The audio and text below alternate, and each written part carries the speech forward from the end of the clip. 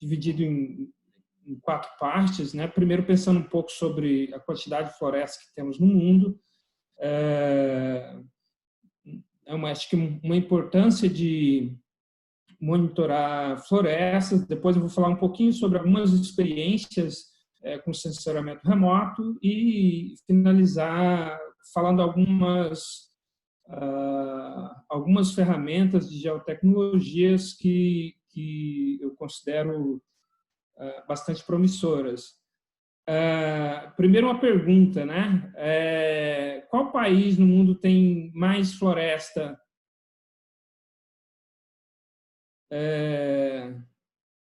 Respondam no chat. Enquanto isso, qual que é a área atual de florestas no mundo, né? A gente tem hoje aproximadamente 4 bilhões de hectares de floresta no mundo.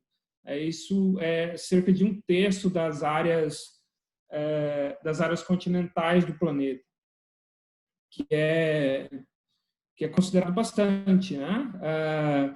Mas nesse número a gente está considerando todas as florestas, né? Isso é uma definição da FAO, que boa parte das savanas aí está contado como floresta, né? Floresta aí, todas as florestas plantadas. Onde estão essas florestas, né?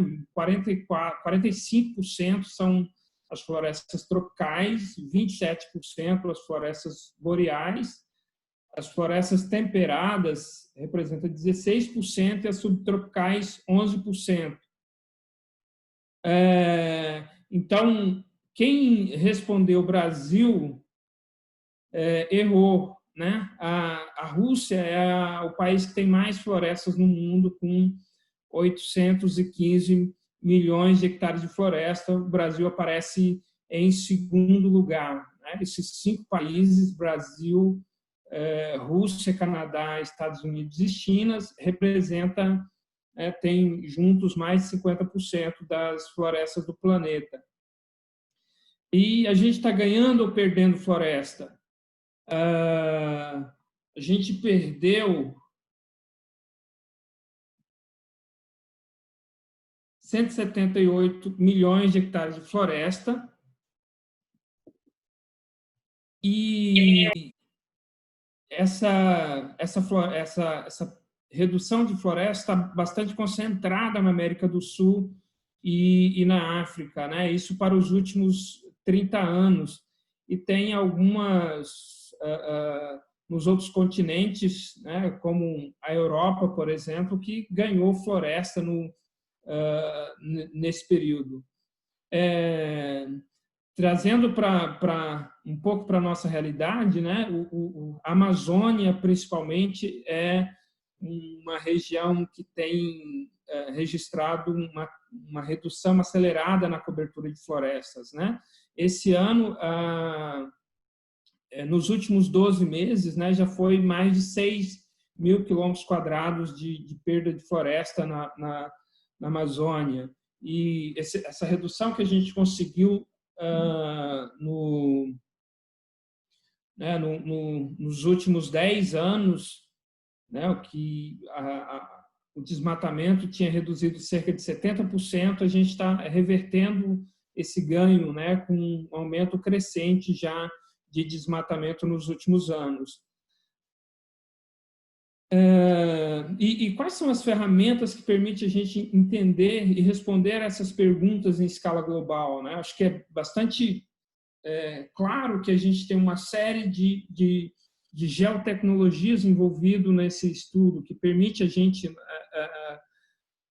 entender, quantificar, né, no nível global a quantidade de florestas, né, a saúde dessas florestas, saber onde está o desmatamento e onde está o desmatamento e aonde a gente está ganhando florestas novamente, né? Então, essas tecnologias estão envolvidas, né, sempre no processo de coleta, processamento, análise e disponibilidade dessas informações. E além dessas questões que a gente mencionou, a gente pode ter uma série de outras razões para monitorar as florestas, né? E quando a gente fala de monitoramento, né, necessariamente a gente está falando de uma análise multitemporal, né? Você tem um tempo 1, 2 e 3 e você está quantificando essas mudanças, né? E além da biomassa queimada, desmatamento, biodiversidade, a relação do clima, vegetação, áreas degradadas, clareiras, pragas e doenças, mortalidade, dentre outros. Daí uma pergunta, né? Eu posso ter uma série de razões de perguntas para monitorar a floresta, mas qual ferramenta que é mais adequada? Isso depende muito da escala do estudo, né? Claro que se você está fazendo um estudo em escala local, você vai precisar de algumas ferramentas local, como, né, aqui ilustrado um scanner laser. Se a sua pergunta é em escala regional, né, pode ser um mapeamento por avião. E se a escala é global, necessariamente a gente está falando de um monitoramento por satélite. Né? E algumas perguntas, algumas ferramentas permitem a resposta de perguntas em todas as escalas. Né? E para algumas perguntas, você precisa ter ferramentas em todas as escalas para fazer essa integração. Né? Para algumas perguntas, você precisa de ferramenta em escala local, regional e global. Uma coisa importante sobre isso é que quando a gente sai de uma escala local para uma escala global, em geral, a gente está perdendo a acurácia. Né? Você tem uma série de ferramentas que permitem estudos em escala global, mas a gente acaba perdendo um pouco de acurácia. E também você tem poucas ferramentas que permitem uma boa frequência temporal, né? Por exemplo, quando a gente está falando de levantamento de campo, né? Ninguém vai para campo todo dia. Então, esse é uma coisa que é dificultada, né? Quando a gente está falando de levantamentos, né, mais automatizados, isso talvez seja possível em alguns casos, como alguns satélites.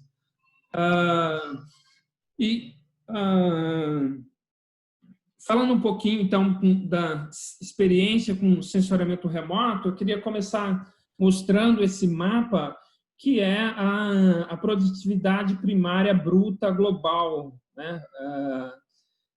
Dos ambientes terrestres, né? E que é cerca de 134 bilhões de toneladas de carbono por ano.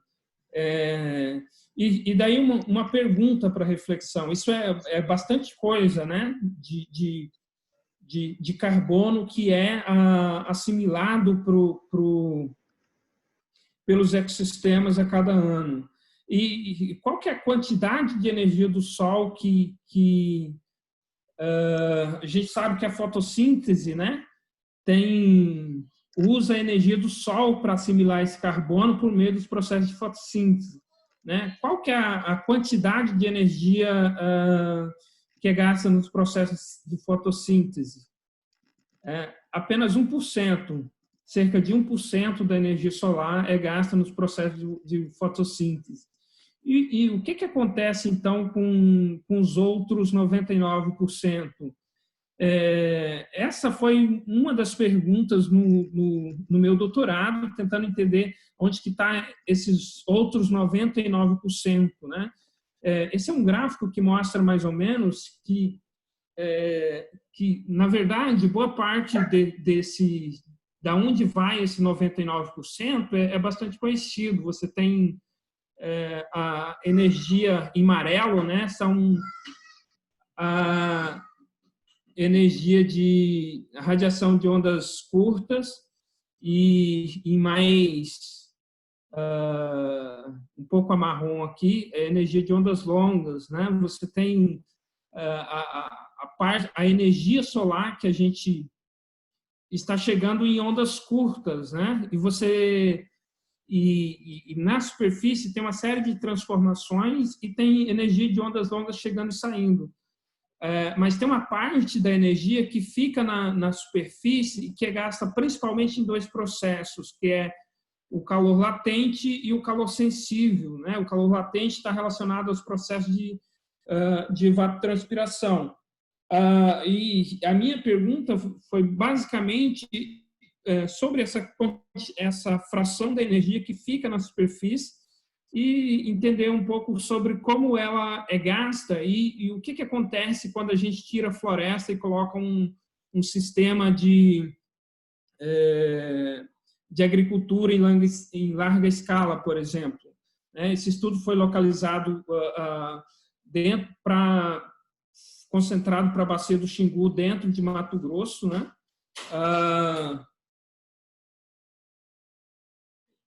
Só um pouquinho, pessoal. Deixa eu falar aqui com o meu filho e já volto.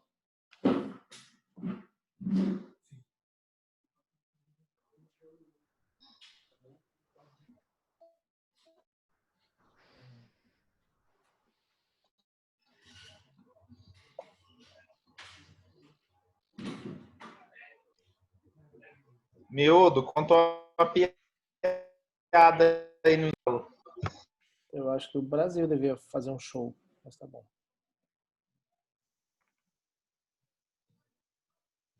Pronto. Voltei. Então, esse estudo foi realizado na bacia do Xingu, no estado de Mato Grosso, e a gente estava tentando entender principalmente as transições, né, de floresta para pastagem, agricultura, e as transições de pastagem para agricultura. Eu utilizei uma série de produtos do Moldes, né? Eu acho que quando você está fazendo estudo em larga escala, o Moldes oferece uma série de produtos que permitem, né, discutir essas análises, inclusive balanço hidrológico e balanço de energia, né? Tem os dados de GPP, NPP, evapotranspiração e temperatura da superfície. Então, uma série de produtos que eu utilizei para responder essa pergunta, né? E também a criação de alguns produtos com bases em inputs de diversos locais. Esse foi um trabalho que eu realizei utilizando o R, né, principalmente integrado com várias outras ferramentas e soluções de geoprocessamento. Acho que no total, né, mais de 70 mil imagens de satélite processada.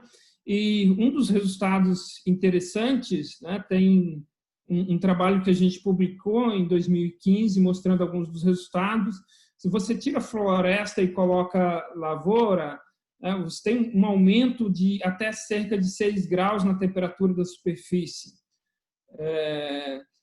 A quantidade de energia que fica na superfície e que depois é utilizada para tocar o ciclo hidrológico, ela é reduzida em 18%. E você tem também uma redução na evapotranspiração, ou seja, na produção de vapor de água, de cerca de 32%. E como você reduz essa energia gasta na evapotranspiração da água, você acaba aumentando a energia gasta no aquecimento do ar, né, cerca de 9%. E uma coisa importante é que essas mudanças elas vão permanecer ao longo do tempo, né? A não ser que a gente planta uma floresta de volta nessa área de lavoura, esse efeito é permanente, ou seja, cada ano, a cada dia, né, esses processos estão estabelecidos, né? Não tem recuperação, vão permanecer ao longo do tempo. Esse é um gráfico que mostra um pouco alguns desses processos, né? Eu queria frisar um dos principais processos que está relacionado à ciclagem de água, né, que basicamente a gente reduz a quantidade de energia e a quantidade de evapotranspiração, principalmente que a floresta tem essa quantidade grande de raízes mais profundas e está produzindo vapor de água o tempo todo, né? Enquanto que se você tem uma lavoura, ela está basicamente nos primeiros 30 centímetros, né? A camada de raízes da lavoura, e durante a estação seca praticamente solo exposto. Então, essa capacidade de ciclar água para a atmosfera é bastante reduzida. E, consequentemente, se essa água não vai para a atmosfera, ela vai para algum lugar, né? Você tem um aumento na vazão dos rios. Tem alguns estudos mostrando isso. Isso aqui é uma ilustração desse processo, né? A gente tem, no sul da Amazônia, algumas medidas da quantidade de água no solo, e nesse gráfico aqui à esquerda, né, a quantidade, quanto mais azul, mais água no solo, e uma profundidade indo até 15 metros. E nesse transecto, mostrando claramente que quando você sai da floresta, você já tem um acúmulo muito maior de água no solo, e ao longo do ano você tem essa água indo para os rios. Mas ao longo, basicamente, se a gente considerar todo o desmatamento acumulado na Amazônia, a gente tem concentrado, né, no arco do desmatamento cerca de 800 mil quilômetros quadrados de área desmatada. Isso já tem um efeito bastante forte, né? Nessa região, a estação seca já é cerca de um mês mais longa. Então, você tem esses processos de redução da evapotranspiração, de redução na quantidade de energia que fica na superfície, está associado ao início da estação chuvosa, né? Para ter o início da estação chuvosa nessa região, você precisa de muita umidade e energia, né, para tocar os processos de convecção. E quando você tem um desmatamento em grande escala, você está afetando esses processos, o que atrapalha um pouco o que resulta nesse aumento da estação seca, né? Ou seja, você precisa de processos convectivos de mais longa distância para você ter o início da estação chuvosa. Queria mencionar também, né, eu acho que muitos já conhecem, mas só para mencionar alguns outros produtos interessantes de sensoriamento remoto, o MapBiomas hoje, né, é um dos produtos bastante conhecido. Nos últimos, tem uma série anual de mapeamento, né, de uso da Terra de 85 a 2018, e que tem sido bastante utilizado em estudos, né, de dinâmica de cobertura e uso da Terra. Tem, né, além disso, outros produtos de satélite relacionados ao monitoramento do desmatamento, né, incluindo agora o MapBiomas Alerta, que é uma dessas novas ferramentas. Eu queria mencionar alguns dados interessantes que permitem que tem uma aplicabilidade bastante diferente, né? Esses dados do Hyperion é um dado que está disponível, e ele tem uma vantagem que se sobressai aos outros produtos de satélite existente, que ele tem ele tem 220 bandas, né, que está distribuída em todo o espectro radiométrico. Então, ele permite cálculos a criação de vários outros produtos, né? Tem uma resolução de Landsat, mas ainda é um dado experimental, e ele não tem cobertura global. E, na verdade, é uma série de transectos de 7 por 42 quilômetros, mas esses transectos eles estão cobrindo todos os biomas e todos os locais. Então, é possível, né, ter uma série grande de dados disponível e é possível fazer alguns estudos nessa escala, né?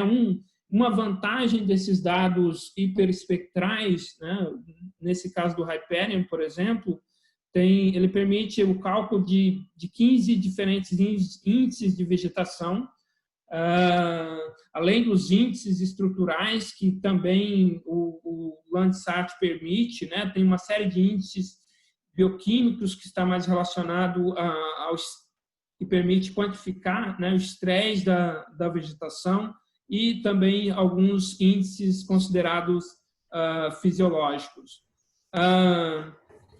E agora eu quero falar principalmente de duas geotecnologias que eu considero bastante promissoras, né? Primeiro, falar do Google Earth Engine, que é uma ferramenta, uma plataforma do Google, que tem uma série de vantagens, né? Eu acho que, primeiro, que todos os dados de satélites conhecidos, disponível de forma gratuita, está dentro dessa plataforma. Então, você não tem que fazer download de dados, não tem que fazer nada, você só entra na plataforma e faz a sua análise para responder a sua pergunta, né? Já são mais de 5 petabytes de dados e a cada dia mais de 4.000 novas imagens é adicionado nessa plataforma. Então, todos os dados do Landsat, Sentinel, MODES, dados de cobertura de uso da terra, uma série grande de dados de clima está disponível e sempre bastante atualizado, né? Todos os dados do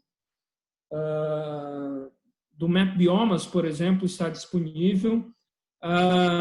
E uma das vantagens que você utiliza esse computador, supercomputador da Google, né, que permite esse processamento em paralelo. Então, em vez de você ter comprar um supercomputador, criar um laboratório de geoprocessamento, você só usa a plataforma, né? E, por enquanto, é gratuito.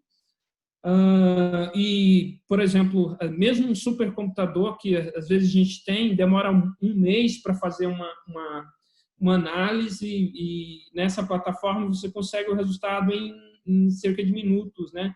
Devido a essa grande capacidade de processamento paralelo. Outras características, né, que permite análise em escala global, mesmo com dados de maiores resolução, como Sentinel e Landsat. Tem uma série grande de algoritmos já disponível e muita coisa nova todos os dias, né? Uma comunidade para pedir ajuda. Um dos desafios é que, para utilizar essa plataforma, você precisa ter um conhecimento ou de JavaScript ou de Python, e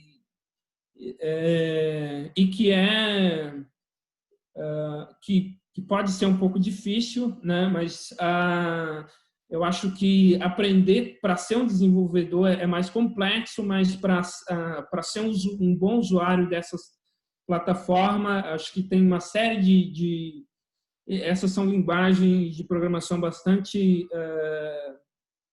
populares, né? Uma série de cursos gratuitos, inclusive disponível. Eu venho utilizando um pouco o Google, essa plataforma, né, do Google Earth Engine para uma série de análises, né? Esse é um exemplo de dessas análises que eu fiz, que foi olhar para a bacia Amazônia, bacia do Congo, o Sudeste Asiático, como que a perda de floresta afetava dois processos significativos relacionados à temperatura da superfície e a temperatura e a evapotranspiração. Isso é um conjunto de dados, um dos resultados mostrando, né, um pouco desse efeito da da perda de floresta, né, no eixo X, a porcentagem de floresta e no Y a temperatura, então mostrando para os diferentes continentes como você aumenta a temperatura da superfície de acordo você vai perdendo cobertura florestal.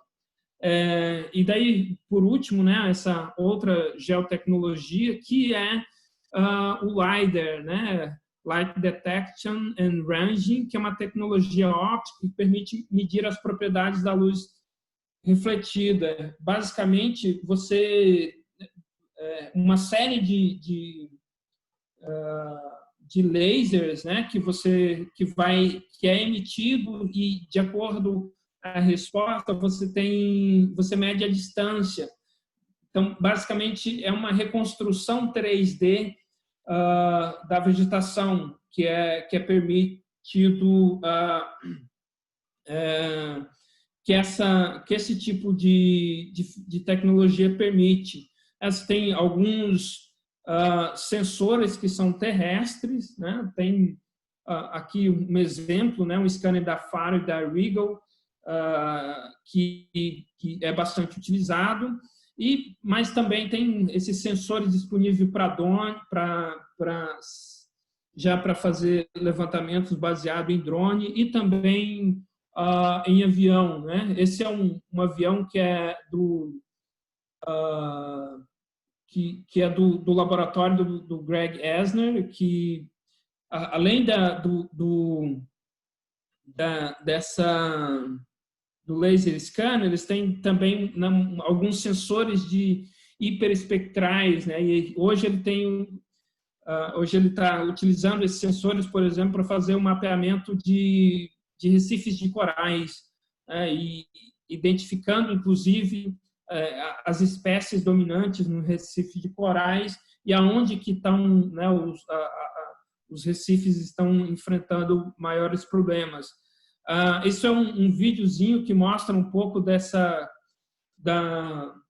reconstrução 3D da floresta, né? Então, é uma resolução bastante impressionante, né? Você consegue ter uma boa visualização tanto do que está, né, na copa, mas também do que está no subbosque, da distribuição dessa vegetação, né? E hoje bastante utilizado para gerar uma série de métricas, por exemplo, para explicar os padrões de diversidade das florestas, mas também para quantificação de carbono e também de diversidade dos ecossistemas florestais.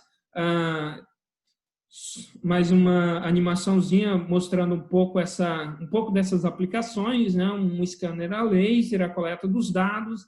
Depois, no computador, você consegue, por exemplo, isolar uma única árvore,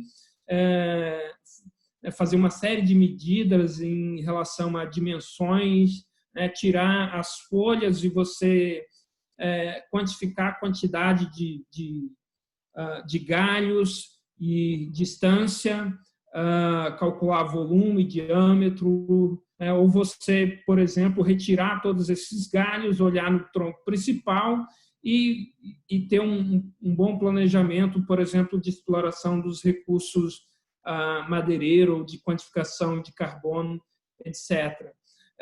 Eu utilizei um pouco desses dados numa coleta de LiDAR coletado por avião, né, para um trabalho que a gente publicou o ano passado, mostrando um pouco sobre a interação de diferentes processos de degradação sobre a floresta. E especificamente os dados LiDAR eu utilizei nesse trabalho para fazer uma quantificação da dinâmica de clareiras, né? Qual que é a dinâmica de clareiras dessa área relacionado a um evento de tempestade de vento, mostrando como que a distribuição de altura da vegetação mudou ao longo do tempo. E tem uma série de dados de LiDAR disponível hoje para a Amazônia. Tem um projeto chamado Paisagens Sustentáveis, né, que está na Embrapa Monitoramento por Satélite de Campinas, né, esses dados estão disponíveis de forma gratuita, e uma série de transectos para a Amazônia, né, um projeto mais recente liderado pelo INPE, professor Geometo, né, tem mais de 700 transectos em toda a Amazônia, e esses dados, uma parte desses dados já está disponível, e no futuro próximo toda essa quantidade de dados vai estar disponível também. Mas queria mencionar também o GEDAI, que é basicamente um instrumento que hoje está a bordo da Estação Espacial Internacional e que está coletando esse tipo de dados para o globo inteiro, né? Para toda a região tropical e temperada, pelo menos. Essa é um mapa mostrando a área de cobertura desses dados do GEDAI, que está a bordo da Estação Espacial Internacional. Ele não é cobertura total da superfície, mas, na verdade, é uma série de transectos, né, que eles vão se sobrepondo um ao outro, e você vai tendo essa coleta de essa amostragens, né, porque você tem o direcionamento do laser e vai fazendo a reconstrução 3D da vegetação ao longo desse transecto, né? Esse é um exemplo de manipulação desses dados do GEDAI, que já está disponível, né, e tem cobertura global. Mas queria mencionar por que essa é o LiDAR é uma tecnologia pode ser considerado uma geotecnologia do futuro, né? Você tem uma grande corrida hoje, né? Os carros autônomos já são uma realidade, e esses equipamentos giratórios nos carros autônomos nada mais do que um LiDAR, né? Ele está coletando dados em tempo real e fazendo a reconstrução 3D dos objetos que estão em todas as direções, e, né, uma série de algoritmos processando esses dados em tempo real para ajudar o carro a tomar decisão, né? Então, o que está na frente? É um carro andando? Alguém de bicicleta atravessando a pista? Então, porque você tem essas grandes companhias, né, de tecnologias tentando desenvolver, tem uma série de empresas tentando baratear essa geotecnologia para o futuro, né? Então, tem até uma notícia recente que o próximo iPhone já vai vir com LiDAR incluso, né? Ele não vai permitir você fazer uma reconstrução 3D, mas pelo menos fotos mais excelentes, né, de melhor qualidade, já vai estar disponível. Mas para mencionar, eu falei muito sobre a coleta de dados, né, a construção de informação, mas até onde a gente está indo, né, com os nossos trabalhos, né? É necessário que a gente... Você precisa de dados, né, que pode se transformar em informação, em conhecimento e, eventualmente, em sabedoria, né? Eu acho que a gente gerar sabedoria, né, é essencial para promover a resiliência. Então, se a gente está falando de resiliência, de realmente fazer diferença com o nosso trabalho, né, é essencial que a gente tente avançar, né, não ficar só na informação e só no conhecimento. Eu acho que, trazendo um pouco uma reflexão, né, a gente está na era do antropoceno, né, considerado um novo período geológico, onde as mudanças relacionadas ao ao uso humano dos recursos naturais no planeta Terra, segue uma escala sem precedentes, né? Você tem um aumento exponencial na concentração de CO2 na atmosfera, em diversos outros fatores, né? Um sobreuso dos recursos naturais, e que é difícil a gente pensar que a gente que boa parte do conhecimento que a gente tem gerado, né, e que está disponível, na verdade, não tem resultado em sabedoria, né, e mudança em mais sustentabilidade, né? Esse é um trabalho recente mostrando, né, que para os Estados Unidos uma quantificação do que é a poeira que está sendo depositadas nas grandes áreas naturais, né, os grandes parques nacionais dos Estados Unidos. Basicamente, 4% da poeira são microplásticos. Então, as áreas que a gente considera naturais hoje, né, isso com certeza é uma coisa que quase em nível global, né, estão super alteradas, né? Então, o resultado da ação humana já alcança todos os ecossistemas, né? Sem falar dos oceanos, né? Isso já é um pouco conhecido, mas também de todos os ecossistemas terrestres, né? Então, todas essas alterações humanas alcançando o globo inteiro. Então, a gente já não é difícil pensar em ecossistemas naturais e diante disso, né, o que é o desenvolvimento sustentável, né, onde o desenvolvimento econômico está também associado a um desenvolvimento social e ecológico, né, esse tripé do desenvolvimento sustentável, que é um conceito bastante brilhante, eu acho, né? Dá para a gente pensar em termos de sustentabilidade, mas quando a gente olha para o que está acontecendo hoje no mundo, é difícil pensar que esse desenvolvimento sustentável esteja próximo de ser alcançado no futuro. Mas eu acho que a gente, como pessoas, né, como pesquisadores, cientistas, devemos cada vez tentar transformar o conhecimento, né, os dados que a gente está coletando, o conhecimento que a gente está ajudando a gerar, em sabedoria, né, para tentar fazer com que o desenvolvimento sustentável seja mais que um sonho, né, que possa cada vez no futuro se tornar mais próximo da realidade. E é isso, obrigado. Obrigado, Divino. Muito legal. Agora a gente pode abrir para as perguntas.